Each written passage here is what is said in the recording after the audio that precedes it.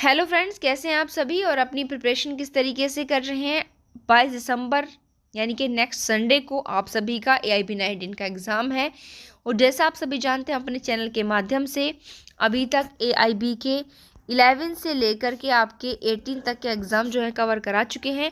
आज इस वीडियो में हम AIB जो है 10th वाला पेपर सॉल्व करेंगे, तो आखिर तक बने रहेगा हमारे साथ। पहला वाला क्वेश्चन है आज की वीडियो का कि गिरफ्तारी का जो वारंट है वो बढ़ाया जा सकता है। इसका मतलब है कि गिरफ्तारी के वारंट को कहाँ तक एक्सटेंड किया जा सकता है, उस स्थान पर जहाँ अपराधी ने अपराध किया है। बी ऑप्शन है भारत में किसी भी स्थान पर। सी ऑप्शन कहना चाहता है कि आपराधिक प्रक्रिया संहिता के तहत निर्धारित स्थान पर। और डी कहता है उपरोक्त में से कोई भी नहीं। तो यहाँ पर देखिए, गिरफ्तारी के वारंट को भारत में किसी भी स्थान पर जो एक्सटेंड किया जा सकता है। पहले का सही उत्तर है बी। दूसरा क्वेश्चन है कि कारखाना जो एक्ट है 1948, उसके अकॉर्डिंग एक किशोर है। किसको किशोर माना गया है? जिसने 17 साल पूरे कर लिए हों, जिसकी उम्र 18 वर्ष से कम है, जो 15 साल से अधिक है लेकिन 18 वर्ष से कम है, या फिर कोई भी नहीं। तो इस एक्ट के अकॉर्डिंग किशोर वो होगा जिसने 15 साल से अधिक का है बट अभी 18 साल का नहीं हुआ है। सी ऑप्शन सही है दूसरे का। तीसरा क्वेश्चन है, कॉपीराइट एक्ट के तहत कौन सा अर्थ जो है कलात्मक काम में शामिल नहीं होगा, यानी कि कौन सा इनमें से एक काम ऐसा चारों में से जिसको कलात्मक काम में शामिल नहीं करेंगे। चित्रकारी, बी है वास्तुकला का काम, सी है शिल्प कौशल का काम, और डी है बढ़ाई का काम। तो यहाँ पर सी का तीसरे का सही उत्तर है डी के बढ़ाई के काम को हम कॉपीराइट एक्ट के तहत कलात्मक कार्य में शामिल नहीं करेंगे। उसके बाद हमारा नेक्स्ट क्वेश्चन आता है चौथा। ए एसोसिएशन के ज्ञापन खंड के अंतर्गत नहीं आता है। तो ए कौन है? यहाँ पर सदस्य है, निर्देशक है, पूंजी है, परिस्थिति है। तो देखिए, एसोसिएशन के ज्ञापन खंड के अंतर्गत नहीं आता है ए, तो ये यहाँ पर है निर्देशक। पांचवा क्वेश्चन हमारा है BSA यानी कि इंडियन एविडेंस एक्ट कि इनमें से कौन सा स्टेटमेंट सही है। एक्यूज जो है वो पुलिस अधिकारी को जो इकबालिया बयान देता है वो रिलीवेंट है। एक्यूज द्वारा पुलिस हिरासत में एक मजिस्ट्रेट को दिया गया इकबालिया बयान रिलीवेंट नहीं है। एक्यूज द्वारा पुलिस हिरासत में दिया गया इकबालिया बयान तथा उस बयान से जो प्रकटीकरण हुआ है, दोनों इकबालिया बयान तथा प्रकटीकरण रिलीवेंट है। उपरोक्त में से कोई भी नहीं। तो क्वेश्चन नंबर 5 का कोई सा भी ऑप्शन सही नहीं है, तो इसका सही स्टेटमेंट है डी। नेक्स्ट क्वेश्चन में ये पूछ रहे हैं कि जनहित याचिका की किस आधार पर आलोचना की जाएगी। निजी हित, राजनीतिक फायदा, या मुकदमेबाजी में जबरदस्त वृद्धि। तो ये सारे ही ग्राउंड्स को लेकर के जनहित याचिका की आलोचना, क्रिटिसाइज इसको किया जा सकता है। छठे का सही उत्तर है डी। नेक्स्ट क्वेश्चन है हमारा CPC से, मुजरे से रिलेटेड यानी कि सेट ऑफ। ये पूछ रहे हैं कि इनमें से कौन सा वो केस है जिसमें सेट ऑफ का दावा कर सकते हो। ए जो है वो बी और सी की साझेदारी फर्म का 1000 रुपये का ऋणी है कि मृत्यु हो जाती है। सी जीवित है। ए सी पर उसके व्यक्तिगत रूप से 1500 रुपये के कर्ज के लिए मुकदमा कर देता है। सी 1000 रुपये के ऋण को समाप्त करना चाहता है। बी है कि ए बी पर 20,000 रुपये के लिए मुकदमा करता है। बी विशिष्ट प्रदर्शन के लिए अनुबंध के उल्लंघन के नुकसान के लिए सेट ऑफ करना चाहता है। तो यहाँ पर जो चीज़ें क्लियर दी हुई हैं वो हमारे ए ऑप्शन के अंतर्गत है। तो 7 का सही उत्तर है ए, ये सेट ऑफ की कैटेगरी में आएगा। नेक्स्ट क्वेश्चन, सॉरी ये रिपीट हो गया है हमारा, ठीक है। नेक्स्ट क्वेश्चन है कि कारखाना एक्ट को बंद करने के लिए अधिभोक्ता को, अधिकारियों को कितने दिन पहले सूचना देनी पड़ती है। तो यहाँ पर देखिए 60 दिन पहले सूचना देनी पड़ेगी। 8 का सही ऑप्शन है बी। यह केवल जो है आधिकारिक योग्यता द्वारा उत्पन्न एक अधिकार को दर्शाता है जो स्पष्ट रूप से व्यक्तिगत चरित्र से प्रदत्त नहीं है बल्कि आधिकारिक स्थिति द्वारा नियंत्रित होता है। तो 9वें का सही उत्तर है बी, भूतपूर्व कार्यालय सही उत्तर है इसका, 9th का। सॉरी। Next question number 10। वापसी के मामले में अदाकर्ता को मुआवजा प्रदान करने के लिए आदेशक का दायित्व मुख्य रूप से किसके तहत प्रदान किया जा सकता है। तो 10 का सही ऑप्शन है सी, सेक्शन 30 के अकॉर्डिंग। नेक्स्ट क्वेश्चन है हमारा Hindu adoption and maintenance act से कि एक महिला अगर किसी पुरुष को गोद लेती है तो एज में कितना डिफरेंस होना चाहिए। तो 21 ईयर्स का अंतर जो है दोनों की उम्र में होना चाहिए अगर महिला पुरुष को गोद लेती है और पुरुष किसी महिला को गोद लेता है। क्वेश्चन नंबर 12 है केस से संबंधित। निम्नलिखित में से कौन सा केस मुकदमे को दाखिल करने में जानबूझकर देरी की अवधि के मामले में अग्रणी है जिसके परिणाम स्वरूप शिकायतकर्ता को भारी नुकसान हुआ है। यानी कि मुकदमा दाखिल करने में जानबूझकर देरी की अवधि के मामले में पहला केस है जिससे शिकायतकर्ता को नुकसान हुआ है। तो यहाँ पर है प्रोफेसर कृष्णराज गोस्वामी बनाम विश्वनाथ डी मुका शीकर का केस, और दूसरा है प्रताप नारायण बनाम वाई.पी. रहेजा, सी है बाबूलाल जैन बनाम सुभाष जैन, और डी है जॉन डिसूजा बनाम एडवर्ड अनी। तो यहाँ पर 12 का जो है सही उत्तर ए ही है, प्रोफेसर कृष्णराज गोस्वामी बनाम विश्वनाथ डी मुकाशीकर। नेक्स्ट क्वेश्चन में पूछा है कि डीलर एक व्यक्ति होता है जो शामिल होता है किसमें, चेसिस होता है उसमें जोड़ने के लिए ढांचे के निर्माण से, मोटर वाहनों की जो मरम्मत है, या फिर बंधक पट्टे या मोटर वाहन की किराया खरीद के व्यापार में जो व्यक्ति शामिल होता है वो डीलर की कैटेगरी में आएगा। तो बिल्कुल ये व्यक्ति सभी की कैटेगरी में शामिल होगा।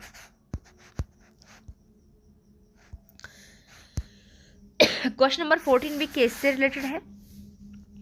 इसमें पूछा गया है कि कौन से मामले में यह कहा गया है कि जब तक अपील का अधिकार स्पष्ट रूप से अगर कानून नहीं देती है तो ये मौजूद नहीं होगा। यानी कि जो हमारा अपील का अधिकार है वो एक वैधानिक अधिकार है और जब तक हमारा लॉ इसे नहीं देगा यह मौजूद नहीं होता है। ऐसा किस केस में कहा गया है? तो ये ऐसा कहा गया है जर हुसैन खान बनाम खुर्शीद जैन के केस में। 14 का सही उत्तर है सी। नेक्स्ट क्वेश्चन पूछा गया 15 कि ए एक सर्जन है जो यह जानता है कि एक विशेष ऑपरेशन में जड़ की मृत्यु होने की संभावना भी है, बट वह जो जड़ है वो एक दर्दनाक बीमारी से ग्रस्त है, लेकिन जो ए है वो जड़ की मौत की नहीं अपितु ये इच्छा रखता है कि वो सही हो जाए, उसकी सहमति से यानी कि जड़ की सहमति से उसका ऑपरेशन करता है। तो यहाँ पर अब जड़ को अगर कुछ हो जाता है तो ए इसके लिए अपराधी नहीं होगा। यह कौन से सेक्शन में इंक्लूड किया गया है? तो ये सेक्शन नंबर ए है, भारतीय दंड संहिता इनकी 88 धारा के अंतर्गत। क्वेश्चन नंबर 16 ये कह रहा है कि कौन सा सेक्शन है जो बॉन्ड और जमानत बॉन्ड को रद्द करने में कोर्ट को कॉम्पिटेंट बना रहा है? तो ये हमारा सीआरपीसी का सेक्शन 446 ए है। धारा 115 के तहत अपने अधिकार क्षेत्र में संशोधन करते हुए एक हाई कोर्ट निम्नलिखित में से क्या कर सकता है? किसी भी न्यायालय अधीनस्थ को लेकर उच्च न्यायालय तक के द्वारा लिए गए निर्णय के किसी भी मुकदमे के रिकॉर्ड को निकलवा सकता है, किसी भी निर्णय आदेश जिसकी अपील उच्च न्यायालय में निहित है को बदल या रद्द कर सकता है, कुछ भी काम कर सकता है। तो यहाँ पर 115 के तहत अधिकार क्षेत्र में संशोधन करते हुए ये ए वाला ऑप्शन इसका सही, ये काम वो कर सकता है। नेक्स्ट है विचाराधीनता के दौरान एक संदर्भ किया जा सकता है, यानी कि जो विचाराधीनता है उसका क्या मीनिंग ले सकते हैं कि अधीनस्थ न्यायालय कानून के सवाल पर आगे की राय के मामले के लिए उच्च न्यायालय से सहायता ले सकता है। अधीनस्थ न्यायालय सबूतों के सवाल पर आगे की राय के मामले के लिए उच्च न्यायालय से सहायता ले सकता है। अधीनस्थ न्यायालय तथ्य के सवाल पर आगे की राय के मामले के लिए उच्च न्यायालय से सहायता ले सकता है, या अधीनस्थ न्यायालय अदालत की प्रक्रिया के सवाल पर आगे की राय के मामले के लिए उच्च न्यायालय से सहायता ले सकता है। तो विचाराधीनता के मामले में देखिए अधीनस्थ न्यायालय केवल कानून के सवाल के मामले में ही इस प्रकार की सहायता हाईकोर्ट से ले सकता है। 18 का सही उत्तर है ए।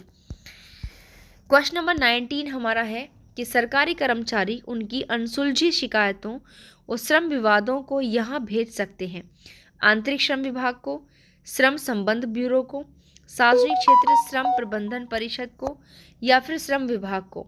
19 का सही ऑप्शन होगा बी वाला कि सरकारी कर्मचारी उनकी अनसुलझी शिकायतों और जो श्रम विवाद है उनको श्रम संबंध ब्यूरो को भेज सकते हैं। ठीक है।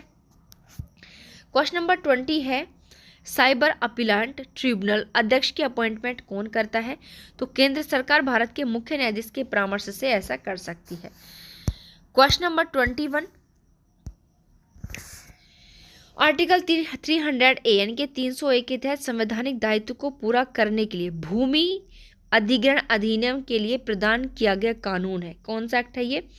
भूमि का अधिग्रहण, भूमि का कब्जा लेने से संबंधित, मुआवजे का आकलन करता है, मुआवजे का भुगतान करता है। तो ये सारे काम कर सकता है। सही उत्तर है डी। एक सहकारी समिति के मामले में कितनी अधिकतम राशि पर आयकर प्रभार्य नहीं है? तो यह है देखिए 22 का हमारा ऑप्शन नंबर डी, बिल्कुल शून्य चीज़ है यहाँ पर। कोई भी चार्ज नहीं है। 23 कह रहा है मार्ले मिंटो सुधार की संशोधन के माध्यम से जुड़ा था। तो 23 आप लोग जानते हैं 1909 का भारतीय परिषद अधिनियम था। अब आप लोग देखिए यहाँ से भी क्वेश्चन इन्होंने पुटअप कर लिया है। नेक्स्ट क्वेश्चन हमारा 24 केस से, सफ़ी जार के पूर्व क्रय अधिकार के आधार पर किस मामले को असंवैधानिक घोषित किया गया था? तो भावराम बनाम बैजनाथ का केस है, ध्यान रखिएगा। और हम एक वीडियो अलग से आप सभी के लिए लेकर आएंगे मतलब, जिसमें कॉन्स्टिट्यूशन के भी लीडिंग केसेस रहेंगे इंपॉर्टेंट, जो बहुत वेटेज रखते हैं AIB के पर्पज से, और साथ ही साथ हमारे 2023 और 24 के हमारे जो इलाहाबाद हाई कोर्ट के, और मतलब ये तो ऑल इंडिया का जो है एग्ज़ाम है। तो यहाँ पर मोस्टली हम लोग लेकर आएंगे कि हमारे सुप्रीम कोर्ट के 2023 और 24 के जो लीडिंग जजमेंट्स हैं, जिनमें से आपको 2-3 ज़रूर 100% आपको मिल जाएंगे। नेक्स्ट भी हमारा क्वेश्चन है कि विक्रमादित्य बनाम श्रीमती जमीला खातून पेशेवर अनाचार से संबंधित एक महत्वपूर्ण मामला है, जो किस चीज़ से संबंधित है? अधिवक्ता अग्नि शस्त्र के साथ अदालत में भाग लेता है, जानबूझकर अदालत के समक्ष प्रदर्शित नहीं होता, गरीब व्यक्तियों को परेशान करने की इरादे से तथ्यों का दमन करना, ग्राहक यानी कि जो उसका क्लाइंट है उसकी निरक्षरता का शोषण करके ग्राहक का शोषण करना। तो यहाँ पर 25 के अकॉर्डिंग इस केस का सही उत्तर था डी वाला। ठीक है, नेक्स्ट क्वेश्चन है हमारा 26, वो भी केस लॉ से है कि कौन सा मामला गिरफ्तारी के मामले में यहाँ पर अग्रणी है? तो गिरफ्तारी से संबंधित केस हमारा पश्चिम बंगाल राज्य बनाम DK बसु का, आप लोग जानते हो बहुत मोस्ट इंपोर्टेंट केस है ये। ठीक है, गिरफ्तारी को लेकर के 26 वाला, 26 का मतलब बी। 27 है जहां किसी माल की खराबी की आरोपित शिकायत को, मतलब माल जो है खराब हो गया है, उसकी शिकायत को बिना किसी उचित विश्लेषण के या परीक्षा के निर्धारित नहीं किया जा सकता। मतलब कोई माल अगर खराब हो गया है तो उसकी जो शिकायत की है वो बिना किसी उचित विश्लेषण के की है या बिना किसी परीक्षा के की है। तो उक्त माल के नमूने को प्रयोगशाला के निरीक्षण हेतु प्रयोगशाला में भेजा जाता है। तो ऐसे मामले में रिपोर्ट कितने दिन के भीतर दी जाएगी? 27 का सही उत्तर है सी, 45 दिन के अंदर। ठीक है, नेक्स्ट क्वेश्चन है 28, अदालत के सामने स्वयं अथवा किसी और के बंदीकरण को चुनौती देने के लिए क्या दाखिल किया जाता है? ठीक है, स्वयं या किसी भी अदर पर्सन के लिए। तो देखिए अपना या किसी अदर पर्सन के लिए जो हैबियस कॉर्पस बंदी प्रत्यक्ष कर जारी की जा सकती है। 32 कॉन्स्टिट्यूशन सुप्रीम कोर्ट और 226 जो है हाई कोर्ट। 29 क्वेश्चन है जो हमारा मध्यस्थता और समझौता एक्ट है 1996, उसका तीसरा भाग औपचारिकता प्रदान करता है। 29 का सही उत्तर है समझौते की प्रक्रिया से संबंध, यानी कि इस अधिनियम का जो तीसरा भाग है। नेक्स्ट है क्वेश्चन नंबर 30, विभिन्न शब्द जो IPC के तहत आपराधिक मनोस्थिति को सूचित करते हैं और स्वयं एक कोड में परिभाषित है। मतलब मीन्स या को कौन कौन से शब्द इंडिकेट करते हैं कि इन समय मीन्स या निकल कर सामने आ रहा है? स्वैच्छिक बेईमानी, धोखाधड़ा, विश्वास का कारण, भ्रष्टता से और केवल चाहते हैं, और द्वेभाष, दुर्भावनापूर्ण, उतावली, लापरवाही। तो सही सी बात है यहाँ पर। क्वेश्चन नंबर 30 का सही उत्तर है ए। ये जो वर्ण है स्वैच्छिक बेईमानी, धोखाधड़ी, विश्वास का कारण, ये सारे शब्द जो है मीन्स रिया को दर्शाने वाले हैं। क्वेश्चन नंबर 31 है, पक्ष जिन्हें अनुबंध के विशेष कार्य को करने के लिए मजबूर नहीं किया जा सकता, SRA के किस सेक्शन में इनको प्रदान किया गया? तो 31 का सही उत्तर है बी, 28।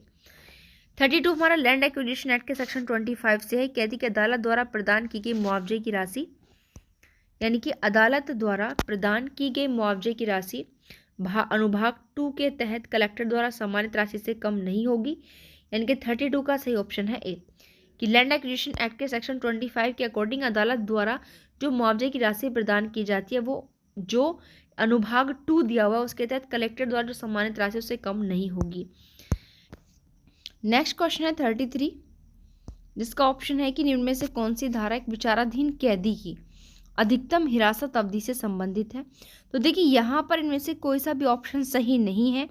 यहाँ पर इसका जो है ऑप्शन बी सही दे रखा है, बट यहाँ पर ये 26 नहीं है, यहाँ पर ये 36 है, 436 है। या तो यहाँ पर ये मिस प्रिंट हो गया है क्वेश्चन नंबर 33 में, ठीक है, क्योंकि यहाँ पर देखिए ये मिस 426 तो ए है ही नहीं हमारे इसके अंदर, कौन सा है 436 ए है, और 436 ए में ही चीज़ें दी हुई हैं। तो अगर इसका ऑप्शन नंबर भी अगर बी सही है तो मुझे लग रहा है कि यहाँ पर इस क्वेश्चन में जो है मिस्टेक की गई है छापने के लिए, ठीक है। हाँ, तो यहाँ पर देखिए इसका सही यहाँ पर 26 नहीं, यहाँ पर 36 से मिसप्रिंट हो गया है।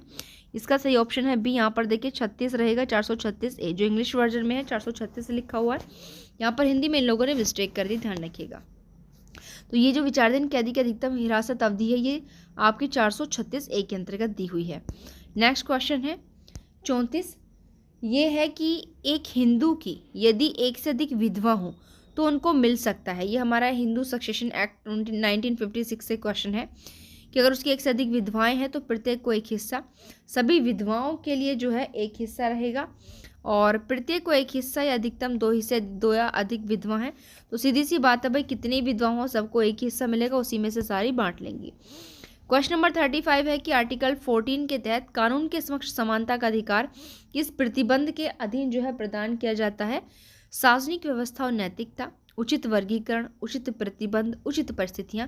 तो देखिए आर्टिकल 14 के तहत जो समक्ष विधि के समक्ष समानता का राइट है यह उचित वर्गीकरण से प्रतिबंध है, इसके अधीन दिया गया है। नेक्स्ट क्वेश्चन 36 है कि संयुक्त मुकदमे जो ज्वाइंट ट्रायल होता है उसमें एक जो सह आरोपी होता है उसके द्वारा खुद को और दूसरों को प्रभावित करने वाले इकबाल या बयान के मूल्यांकन की सुप्रीम कोर्ट ने किस केस में चर्चा की है? तो मैं आपको यहाँ पर बता दूँ, ये हमारे इंडियन एविडेंस एक्ट 1872 के सेक्शन 30 से संबंधित है, सैब्यू की संस्वीकृति जो हमारे बीएससी के सेक्शन 24 में आती है। तो यहाँ पर आप लोग जानते हैं कश्मीरा सिंह का केस इससे संबंधित बहुत लीडिंग केस था, ठीक है। सेक्शन 114 के तहत एक व्यक्ति फैसले की समीक्षा के लिए आवेदन कर सकता है, वह एक निर्णय या आदेश से असंतुष्ट हो जिसमें अपील की अनुमति लेकिन अपील की अनुमति नहीं है या फिर नहीं हो सकती। क्वेश्चन नंबर 37, वह एक निर्णय आदेश से असंतुष्ट हो जिसमें अपील की अनुमति नहीं है, वह किसी मामूली कारणों के संदर्भ में न्यायालय के निर्णय से असंतुष्ट है। तो यहाँ पर पूछ रहे हैं कि 114 सीपीसी के अकॉर्डिंग एक क्वेश्चन पूछा गया, ध्यान रखिएगा। तो 114 में हमसे पूछे क्वेश्चन नंबर 37 के अकॉर्डिंग कि यहाँ पर जो है राइट ऑप्शन कौन सा होगा सारों में से, यानी कि फैसले की समीक्षा के लिए किस प्रकार से आवेदन कर सकते हैं। तो एक बार हम थोड़ा सा इसका क्वेश्चन इंग्लिश वर्जन भी पढ़ लेते हैं क्वेश्चन का, क्योंकि थोड़ी सी मिस्टेक कभी कभी हिंदी वर्जन के अकॉर्डिंग हो जाती है। तो इंग्लिश के अकॉर्डिंग ऑप्शन ध्यान से सुनिएगा कि he is agreed but a decree order from which an appeal is allowed but no appeal is allowed, मतलब अपील है बट अपील उन्होंने की नहीं। He is agreed by a decree order from which no appeal is allowed, उसमें appeal allow ही नहीं है। He is agreed by a decision on a reference from a court of small causes, ठीक है, लघुवाद न्यायालय के संदर्भ में। तो आपको बता दूं इसके यहाँ पर राइट ऑप्शन है डी, 37 का सहारे उत्तरीय सही है, सभी में जो है वो 114 सीपीसी के अकॉर्डिंग आवेदन कर सकता है। क्वेश्चन नंबर 38 कहता है कि मध्यस्थता पर यूरोपीय संघ के निदेशक का क्या उद्देश्य है? 38 है क्वेश्चन नंबर। सदस्य राज्यों में यानी कि जो मध्यस्थता है उस पर यूरोपीय संघ के निदेशक का उद्देश्य है कि सदस्य जो है वो राज्यों में अदालतों में मामले के संचित कार्य को कम करना है, सभी विवाद समाधान के तरीकों के बीच मामलों को निबाटना, संकट के समय में आर्थिक कारणों से सुनिश्चित करना कि मध्यस्थों की उचित आय होगी, सीमा पार व्यावसायिक विरोधों में वैकल्पिक विवाद समाधान के लिए बेहतर पहुंच सुनिश्चित करना। तो 38 का सही उत्तर यहाँ पर डी कि सीमा पार व्यावसायिक विरोधों में वैकल्पिक विवाद समाधान के लिए बेहतर पहुंच सुनिश्चित करना। नेक्स्ट क्वेश्चन नंबर 39, भारतीय साक्ष्य अधिनियम की धारा 18 के तहत अन्याय के खिलाफ निम्नलिखित में से कौन से व्यक्ति की स्वीकृति स्वीकार्य नहीं है? यानी कि यहाँ पर जो है 18 में वो पर्सन दिए हुए हैं जिनकी तरफ से भी स्वीकृति की जा सकती है। तो क्वेश्चन नंबर 39 का हमारा सही ऑप्शन है बी कि किन की स्वीकार्य नहीं, तो जो प्रतिवादियों में से एक होंगे, अभियोगी में से एक, तीसरे पक्ष का कथन, दलों के एजेंट, ये सब शामिल होंगे, बट यहाँ पर प्रतिवादियों में से एक को इंक्लूड नहीं किया गया है। क्वेश्चन नंबर 40 है, शिकायत का अर्थ एक शिकायतकर्ता द्वारा लिखित रूप में लगाए गए उस आरोप से है कि, ठीक है यानी कि शिकायत का मतलब क्या है कि शिकायतकर्ता एक ऐसा लिखित आरोप लगा रहा है जिसका मतलब क्या है, एक अनुचित व्यापार व्यवहार या प्रतिबंधात्मक व्यापार व्यवहार किसी भी व्यापार या सेवा प्रदाता द्वारा किया गया है। बी, उसके द्वारा खरीदा माल एक खरीदने की सहमति वाला सामान या सेवा एक या अधिक दोषों से ग्रस्त है। एक व्यापारी या सेवा प्रदाता के रूप में माल या सेवाओं के मूल्य से अधिक मूल्य लगाया जाता है। तो यहाँ पर ये सारी चीज़ें इसके अंतर्गत शामिल की गई। 40 की सही उत्तर है डी। 41 है कि ए एक जमीन बी को बेचता है। जमीन पर एक अधिकृत अधिकार है जिसका ए को प्रत्यक्ष ज्ञान है, पर वह बी से क्या कर रहा है, उसको छुपा रहा है। तो अब यहाँ पर बी को अनुबंध को रद्द करने का अधिकार है, बी को अनुबंध रद्द करने का अधिकार है, तो बिल्कुल वो उसे रद्द करने का राइट है, क्योंकि कपट की कैटेगरी में आएगा 17 के अकॉर्डिंग कि आप अगर किसी चीज़ के बारे में जानते हो तो उसको साफ साफ बताना चाहिए। 42 कहना चाहता है कि एक लिखित बयान में प्रतिवादी दावा कर सकता है सेट ऑफ का या फिर सीधा विरोध कर सकता है, तो दोनों काम कर सकता है। 42 का सही उत्तर है सी। नेक्स्ट है 43 की, इस धारा को दहेज हत्या के मामलों की सुनवाई के लिए अधिनियमित किया गया है। तो ये जो है हमारा सेक्शन अब आप लोग जानते हो 43 का दहेज इस धारा को दहेज हत्या के मामलों की सुनवाई के लिए अधिनियमित किया गया है। तो ये क्वेश्चन हमारा देखिए सीआरपीसी से पूछा गया है, बट यहाँ पर देखिए ये आईपीसी के अकॉर्डिंग पूछ रहे हैं। तो आईपीसी की धारा 498 ए है यहाँ पर, 43 का 498 ए 498 इन्होंने दोनों ऑप्शन में एक ही चीज़ें दे दी हैं, ठीक है, 43 के अंतर्गत। तो 43 का सही ऑप्शन है हमारा सी वाला 498 ए, जो कि 85 और 86 जो है हमारा हो गया है किसका, बीएसए का। क्वेश्चन नंबर नेक्स्ट है 44। इसमें कहा गया है कि आईटीएटी के आदेश के खिलाफ हाईकोर्ट में अपील कब दायर की जा सकती है। आदेश भेजने के 45 दिनों में, 44 का आंसर हम लोग देख रहे हैं यहाँ पर, ठीक है। आदेश भेजने के 60 दिनों में। तो आईटीएटी के अकॉर्डिंग जो अपील दायर की जा सकती है वो की जाएगी आपका आदेश भेजने से 60 दिनों के भीतर। 44 का सही उत्तर है बी। क्वेश्चन नंबर 45 है यहाँ पर, किस मामले में पेश किए जा सकने वाले गवाहों का अधिकतम संख्या, कोई सीमा यहाँ पर नहीं है, ध्यान रखिएगा, एविडेंस एक्ट का क्वेश्चन है। 46 कह रहे हैं कि आर्टिकल 32 के तहत सुप्रीम कोर्ट कब सहायता प्रदान करने के लिए मना कर सकता है। 32 में कब, जब देरी हो, दुर्भावनापूर्ण याचिका और निष्फल याचिका हो, तो ये तीनों अगर कंडीशन है तो वो सहायता प्रदान करने से मना कर सकता है 32 के अकॉर्डिंग। नेक्स्ट क्वेश्चन नंबर 47 हमारा सीपीसी से है, जिसमें यह कहा गया कि ऑर्डर 33 के तहत एक गरीब को कोई भी मुकदमा दायर करने की अनुमति दी है, बशर्ते उसे कुछ शर्तों का जो है पालन करना है। तो इनमें से कौन सी वो शर्त नहीं है, देखिए क्वेश्चन नंबर 47 ध्यान से देखिए। पहले ऑप्शन में ये कह रहे हैं कि वह पर्याप्त साधनों में संपन्न नहीं है जो उसे ऐसे मुकदमे में अभियोग के लिए निर्धारित शुल्क का भुगतान करने के लिए सक्षम बना सके, बिल्कुल ठीक है। वह 1000 रुपये की संपत्ति का हकदार नहीं है।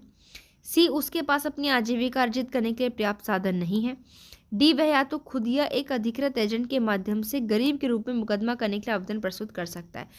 तो भाई यहाँ पर सही उत्तर देखिए इसका बी है, क्योंकि डायरेक्टली अगर आप देखो तो बी वाली सिचुएशन बिल्कुल सीधी ऐसे नहीं दी गई है, बशर्ते इसमें कुछ एक्स्ट्रा चीज़ें नहीं है, एक्स्ट्रा चीज़ें ऐड की गई थी। नेक्स्ट है क्वेश्चन नंबर जो है 48।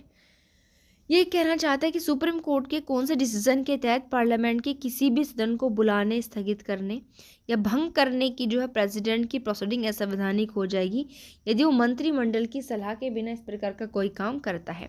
ये राव बनाम इंदिरा गांधी का केस था कि भाई आप कोई भी काम करोगे तो आपको मंत्रिमंडल की सलाह लेनी पड़ेगी, अदरवाइज वो कार्रवाई असंवैधानिक हो जाएगी। 49 कह रहा है कि विश्राम काल किससे संबंधित है। तो अध्ययन के लिए सवेतन अवकाश, पितृत्व अवकाश, मातृत्व अवकाश, संरोधन अवकाश। तो 49 का यहाँ पर सही आंसर कौन सा है कि अध्ययन के लिए सवेतन अवकाश जो होगा वो विश्राम काल के अंतर्गत आएगा। क्वेश्चन नंबर 50 है कि जम्मू कश्मीर की विशेष संवैधानिक स्थिति क्या है। यह भारतीय संविधान से ऊपर है, भारतीय कानून लागू नहीं होते, उसका अपना संविधान है। तो मैं आपको यहाँ पर फिलहाल बता दूं, अब तक ये लागू होता था, बट अब ये वाली सिचुएशन लागू नहीं होती। हमारा इंडियन कॉन्स्टिट्यूशन ये लागू होगा 31 अक्टूबर 2019 से। क्वेश्चन नंबर 51 है, एक वचन पत्र में निहित एक निश्चित राशि का भुगतान करने का उपक्रम, यानी कि जो वचन पत्र है उसमें जो एक निश्चित राशि उसका भुगतान करने का उपक्रम क्या है?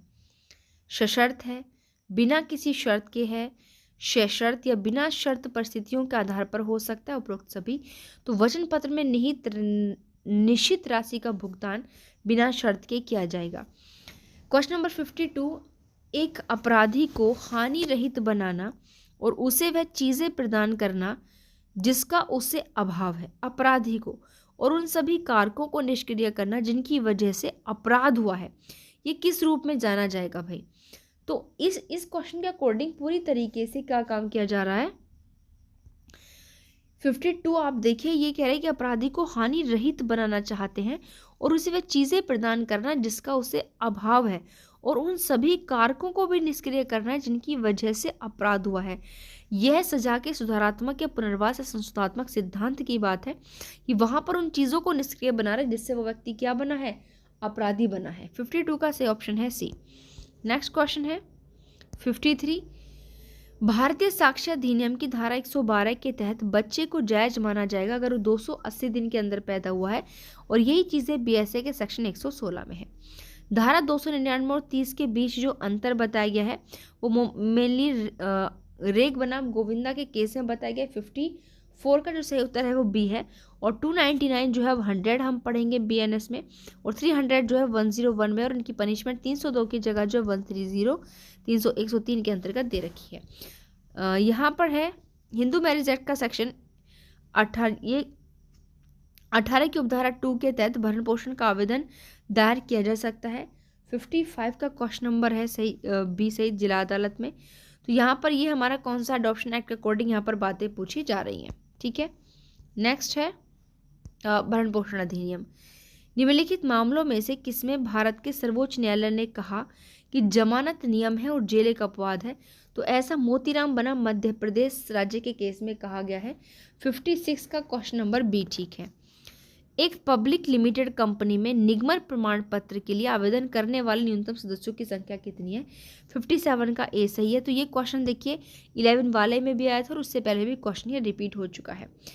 हिंदू उत्तराधिकार अधिनियम 1956 के तहत निम्न में से कौन सा उत्तराधिकार प्रथम श्रेणी का उत्तराधिकारी इनमें से नहीं है? तो देखिए पिता जो है प्रथम श्रेणी का उत्तराधिकारी में यहाँ पर शामिल नहीं होगा। क्वेश्चन नंबर 59 कहना चाहता है कि कहावत जो है ओडी ऑल्ट्रम पार्टम, ये इंटरप्रिटेशन लॉ का क्वेश्चन है।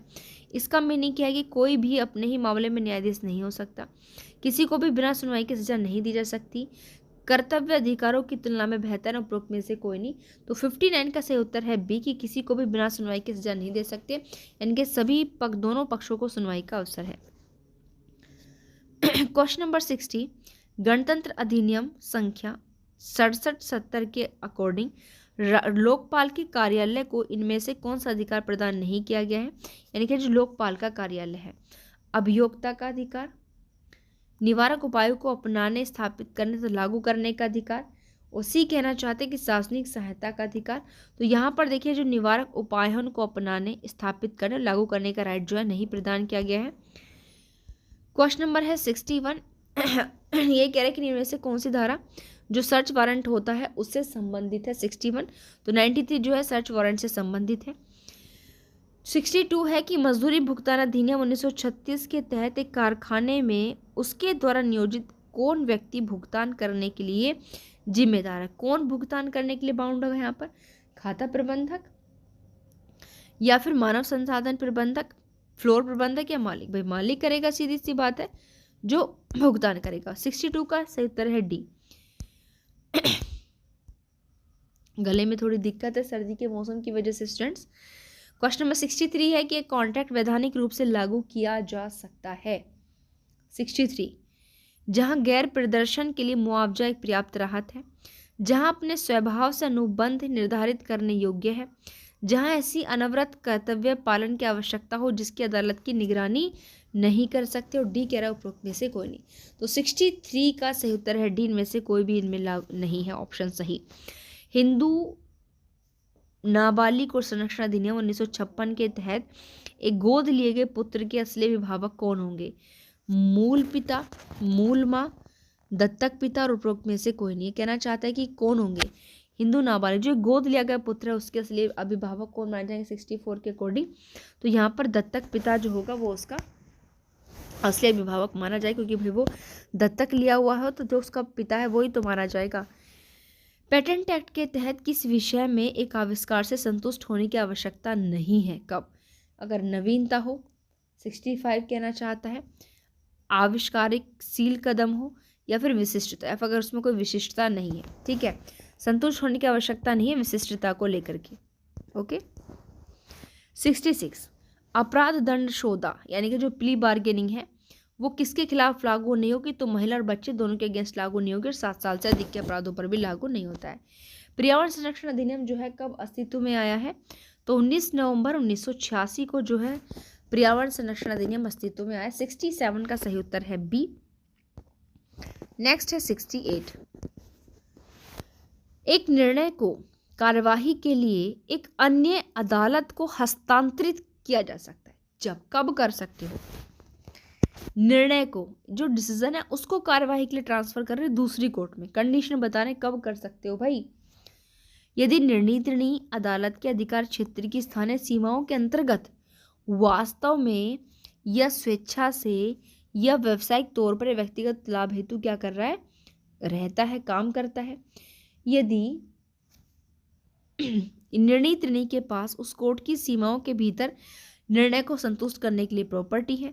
यदि निर्णय उस अचल संपत्ति की बिक्री या वितरण के लिए है जिसकी स्थानीय जो उस अदालत के अधिकार क्षेत्र की सीमाओं के बाहर है। तो ये सारी ही कंडीशन यहाँ पर सही है। 68 का सही उत्तर है डी।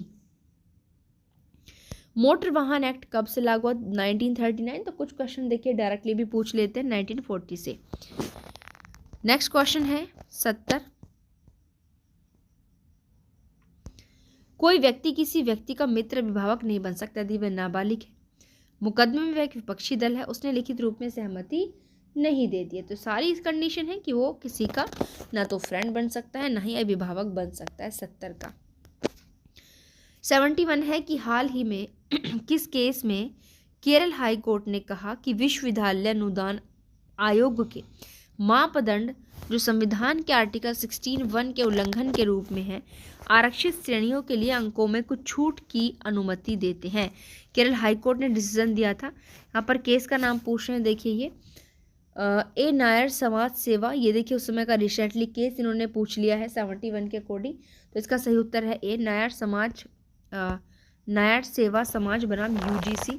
तो ये रिसेंटली केस आप लोग देख चुके हैं और मैंने अभी शुरुआत में आप लोगों को बताया भी था कि मैं एक न्यू कॉन्स्टिट्यूशन के इंपॉर्टेंट लीडिंग केसेस की और एक जो भी हमारे 23-24 के लीडिंग करंट केसेस हैं उनकी वीडियो लेकर आऊँगी। तो वो वीडियो आपको तभी तो मिलेगी, उसका नोटिफिकेशन तभी मिलेगा जब आप हमारे चैनल को सब्सक्राइब कर लेंगे। ठीक है, तो प्लीज़ अगर अभी भी सब्सक्राइब नहीं किया है तो सब्सक्राइब कर ले ताकि हर नोटिफिकेशन आपको मिलता रहे। 72 है पाकरा नारायण स्वामी का केस किससे संबंध है? तो ये डाइन डिक्लेरेशन स्टेटमेंट से है। निम्न में से कौन प्रत्यक्ष कर की श्रेणी में शामिल है? 73 यहाँ पर देखिए वस्तु एवं सेवा कर, उत्पाद शुल्क और सीमा शुल्क, आयकर और उपहार कर, उपरोक्त सभी। तो प्रत्यक्ष कर की श्रेणी में हमारा आयकर उपहार कर जो है शामिल है। 73 का सही उत्तर है सी। क्वेश्चन नंबर 74 है कि कोई भी व्यक्ति जो एडवोकेट एक्ट के सेक्शन 36 या 37 के अकॉर्डिंग बार काउंसिल की अनुशासन समिति द्वारा लिए गए आदेश से असंतुष्ट है वह अपील कर सकता है। 74 के अकॉर्डिंग यानी कि एडवोकेट एक्ट का जो सेक्शन 36 और 37 है ना, उसके अकॉर्डिंग बार काउंसिल की अनुशासन समिति ने अगर कोई ऑर्डर दिया है तो उससे क्या है असंतुष्ट है, तो वो जो है 74 में ये कहना चाहता है वो सुप्रीम कोर्ट में इसकी अपील कर सकता है। क्षमा योग्य अपराध की अवधारणा जो है हमारे कहाँ पर दी हुई है अधिनियम के अंतर्गत? 320 में लिस्ट दी हुई है CRPC में। जब चोरी या जबरन वसूली हो तो वो क्या बन जाएगा? लूटपाट, डकैती है, आपराधिक विश्वास। तो सीधी सी बात है ये चीज़ें लूटपाट बनती हैं। 390 IPC एंड 309 BNS। ठीक है, 77 कह रहा है कि ए शिमला में रहता है, बी कोलकाता में है और सी दिल्ली में है। ए, बी और सी बनारस में एक साथ है। बी और सी मांग पर दे एक संयुक्त वचन पत्र बनाते तथा ए को देते हैं। ए बी और सी पर मुकदमा कहाँ कर सकता है? तो देखिए, बनारस में जहाँ कार्यवाही के कारण पैदा हुए हैं, कोलकाता में जहाँ रहता है, दिल्ली में जहाँ रहता है, उपरोक्त सभी। तो 77 का सही ऑप्शन है डी। तो ये सीपीसी का क्वेश्चन, और क्वेश्चन पहले भी ये रिपीट हो चुका है, ध्यान रखिएगा। 78 कहना चाहता है कि अधिकतर यूरोपीय संघ के सदस्य देशों में निम्न में से कौन सा एडीआर का सबसे प्रत्यक्ष रूप है? तो एडीआर का सबसे प्रत्यक्ष रूप यहाँ पर देखिए है पंच फैसला। 78 का सही उत्तर है बी। किस केस में सुप्रीम कोर्ट ने कहा था कि अनाचार अनुशासन के उल्लंघन के विचारों को बढ़ावा देता है? ठीक है, कि अनाचार जो है वो अनुशासन का जो उल्लंघन कर रहे हो उन विचारों को वो बढ़ावा दे रहा है। 79 कहना चाहते हैं तो नो रतन मल चौरसिया बनाम MR मुरली के केस में ऐसा कहा गया है। 80 है कि निम्नलिखित में से कौन एक उपभोक्ता विवाद निवारण एजेंसी के रूप में जाना जाता है? तो उपरोक्त सभी जाने जाएंगे भाई। जिला लेवल पर जिला फोरम, स्टेट लेवल पर राज्य आयोग और हमारा सेंट्रल लेवल पर राष्ट्रीय आयोग, सारे ही सही हैं सी के। ये कह रहे हैं कि पर्यावरण पर अग्रणी केस कौन सा? MC मेहता बनाम भारत संघ का, भारत संघ बनाम HS ढिल्लो, मेनका गांधी बनाम भारत संघ, या फिर कोई भी नहीं। तो देखिए, हमारे पर्यावरण पर जो सबसे ज़्यादा चीज़ें कही गई हैं MC मेहता बनाम भारत संघ के केस में ही कही गई हैं। 81 का भी सही उत्तर ए है। रेस जेस्टी को इंग्लिश में कहाँ पर इंक्लूड किया गया है? हमारे यहाँ पर तो सेक्शन 6 में इंक्लूड किया गया है, और सेक्शन 4 जो है हमारा आता है BSA का। नेक्स्ट हमसे पूछ रहे हैं 83 के अंदर कि हिंदू उत्तराधिकार अधिनियम 1956 की कौन सी धारा मिताक्षरा कानून शामिल है? तो सेक्शन 6 के अकॉर्डिंग जो कोपाशनरी प्रॉपर्टी की बात करता है। ठीक है, सेक्शन 84 कह रहा है कि यहाँ क्वेश्चन 84 है कि संविधान में संशोधन करने के लिए सैद्धांतिक अधिकार संसद और राज्य विधानमंडल के सदस्यों को किसके द्वारा दिया गया है? ठीक है, ये 84 की बात करें तो आप लोग जानते हो हमारे कॉन्स्टिट्यूशन में संशोधन की पावर आर्टिकल 368 में दी हुई है बी। जहाँ फर्स्ट जुडिशियल मजिस्ट्रेट केवल 100 रुपये अथवा कम का दंड देते हैं, ऐसे मामलों में अपील कहाँ की जा सकती है? तो देखिए, हम आपको बता दें 85 का डी है कि इन मामलों में अपील की ही नहीं जा सकती है। ठीक है, 86 है एक शाश्वत आदेश निर्णायक द्वारा केवल सुनवाई के समय अनुसार प्रदान किया जा सकता है। जो शाश्वत आदेश होता है पार्टी की मांग पर, अदालत के अधिकार पर, मुकदमे की योग्यता पर, या फिर उपरोक्त कोई भी नहीं। 86 कहना चाहता है देखिए, मामले के गुणागुण के आधार पर ही प्रदान किया जाता है जो शाश्वत आदेश होता है। ठीक है, परपेचुअल इंजंक्शन दीवानी मामलों में चरित्र की प्रासंगिकता के संबंध में निम्नलिखित में से कौन सा सही नहीं है? ये बिल्कुल रिलीवेंट नहीं है। ये रिलीवेंट है जब भरपाई को प्रभावित करता है, जब चरित्र ही एक मुद्दा है, जब ये तथ्यों से प्रकट होता है, अन्यथा प्रासंगिक। तो देखिए, जो हमारे दीवानी केसेस में हमारा कैरेक्टर की बात होती है तो वो रिलीवेंट नहीं मानी जाती। ये बिल्कुल ए उत्तर सही है 87 का। अस्पृश्यता का उन्मूलन करने के लिए प्रावधान जो है आर्टिकल 17 के अंतर्गत दिए हुए हैं 88 क्वेश्चन में, और 23 में दी हुई है कि ज़बरदस्ती बेगार नहीं कराओगे किसी से भी। 24 में जो बात की गई बच्चों के संबंध में की गई है कि 14 साल से कम उम्र के बच्चों से ऐसा काम नहीं कराओगे जिससे उनके जीवन और स्वास्थ्य पर खतरा हो। और 15 जो है हमारा रिजर्वेशन की बात करता है कि धर्म, मूल, वन, जाति, लिंग, जन्म स्थान के आधार पर ना तो स्टेट गवर्नमेंट किसी से भी डिस्क्रिमिनेशन करेगी, ना ही कोई नागरिक करेगा। और साथ साथ रिजर्वेशन दे रहा है उन सामाजिक और शैक्षिक दृष्टि से पिछड़े, अनुसूचित जाति, जनजाति वर्ग के प्रमोशन के लिए उपबंध बनाने की जो है पावर देता है गवर्नमेंट को। उसके बाद हमारा 89 क्वेश्चन आता है कि CPC की कौन सी धारा के तहत विवाद के निपटारे के लिए अदालत के बाहर विकल्प प्रदान किए जाते हैं? तो ये 89 का देखिए ऑप्शन भी यहाँ पर देखिए, सेक्शन भी 89 है। मैं आपको बता दूँ क्वेश्चन नंबर भी 89 है और यहाँ पर सेक्शन भी 89 की उपधारा फर्स्ट ये कह रही कि भाई अगर आपके पास सुलह, समझौता, इन सब के माध्यम से आप कोर्ट के बाहर भी मामला निपटा सकते हो, ताकि कोर्ट के अंदर केसेस का इतना ज़्यादा फरमान ना हो। 90 है कि विनिमय उसका बिल में भागीदार कौन है? 90 बात करता है सी, आदेशक और अदाकर्ता, प्राप्तकर्ता दोनों ही आएंगे यहाँ पर क्वेश्चन नंबर 90 के अंतर्गत। 91 है कि आय जो भारत के बाहर उत्पन्न या अर्जित हो रही है परंतु सीधे भारत में प्राप्त हो रही है, मतलब आय भारत के बाहर अर्जित हो रही है, उत्पन्न हो रही है, परंतु वे डायरेक्ट भारत में प्राप्त कर रहे हैं, तो वह कौन से टैक्स के योग्य यहाँ पर आएगी? केवल निवासियों के लिए, दोनों आम निवासी और अनिवासी के लिए, अनिवासियों के लिए, सभी के निर्धारित है 91। तो ये सभी के लिए निर्धारित यह है। एक अपराध के गठन के लिए ज़रूरी क्या है यहाँ पर देखिए, एक मनुष्य होना चाहिए, उसकी गलत नीयत होनी चाहिए और उसे चोट क्षति होनी चाहिए। तो सारी चीज़ें यहाँ पर अपराध के लिए ज़रूरी हैं। सीआरपीसी के किस सेक्शन के अंतर्गत सहायक लोक अभियोजक को अपॉइंट किया जाता है? 93 बात करता है, तो 25 के अकॉर्डिंग अपॉइंट किया जा रहा है। और भारत में लागू पारिवारिक संबंध से संबंधित कानून है भारत का धर्मनिरपेक्ष कानून, वैधानिक कानून, धार्मिक कानून, दलों के निजी कानून। तो 94 का सही उत्तर है डी, दलों के निजी कानून। ठीक है, जो पार्टीज होते हैं अपने पर्सनल। पारिवारिक विधियाँ 95 है कि जब एक विधेयक संसद और राष्ट्रपति द्वारा पारित कर दिया जाता है तब उसकी स्थिति क्या होती है? विधेयक को मंजूरी मिलती है क्या उस समय? तो सीधी सी बात है भाई, वो अधिनियम बन जाता है, कानून बन जाता है। भारत सरकार अधिनियम 1935 में कौन से विषय समवर्ती सूची में शामिल है? 96 क्वेश्चन में पूछा, तो देखिए विवाह, तलाक और मध्यस्थता, आपराधिक कानून प्रक्रिया, तीनों ही उसमें देखिए शामिल है ये। 97 का क्या आंसर है? Indian computer emergency response team को घटना की प्रतिक्रिया के लिए राष्ट्रीय एजेंसी के रूप में काम करने के लिए किस धारा के तहत गठित किया गया? 97 देखिए डी है। 70B IT act. निचली अदालत का गलत आदेश रद्द करने के लिए अदालत द्वारा कौन सा अधिकार जारी किया जाता है? 98 कहना चाहता है। तो ये निचली अदालत का गलत आदेश रद्द करने की बात करें तो उत्प्रेषण रिट भी बिल्कुल यहाँ पर सही है, डी उत्तर। 99 है कि नियम है कि दंडात्मक विधियों का निर्माण किया जाना चाहिए उदारतापूर्वक, सख्ती से, सुनहरा नियम या शरारती। तो 99 का सी ऑप्शन है बी, सख्ती से होना चाहिए। इंडियन कॉन्ट्रैक्ट एक्ट 1872 के अकॉर्डिंग क्षतिपूर्ति को किस सेक्शन में जो है डिफाइन किया गया है? तो सेक्शन 124 में डिफाइन किया गया है यहाँ पर।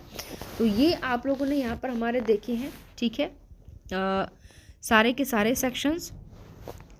और भारतीय संविधान अधिनियम 1872 के तहत इसको पूछ रहे हैं क्षतिपूर्ति को किस सेक्शन में डिफाइन किया गया है?